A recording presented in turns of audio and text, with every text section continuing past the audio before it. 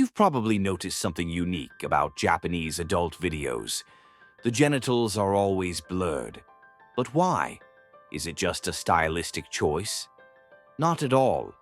The answer runs deep through Japanese law, Western influence, and even post-war politics. In this video, we're breaking down the strange, fascinating history behind Japan's pixelated porn and how foreign powers helped make it that way.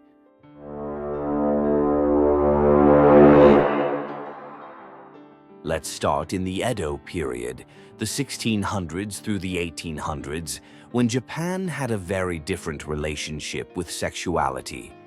Erotic art called shunga, made by famous artists like Hokusai, was everywhere.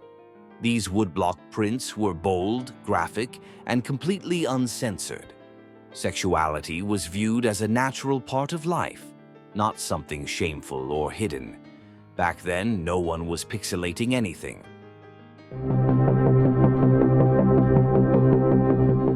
That openness in the Edo period changed during the Meiji Restoration in the late 1800s.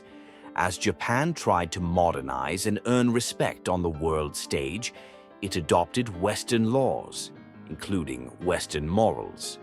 That's when Article 175 of the Japanese Penal Code came into play, banning the distribution of obscene materials.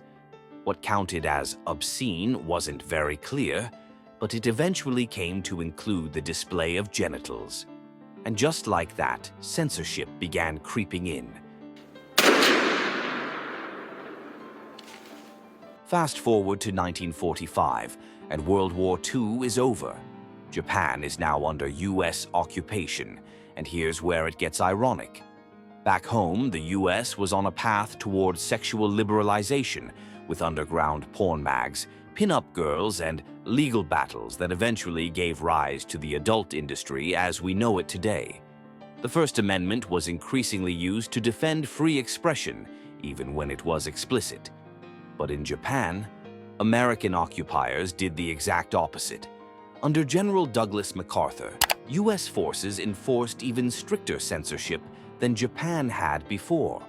They shut down erotic publications, banned nudity in films, and doubled down on Japan's already vague obscenity laws, especially Article 175.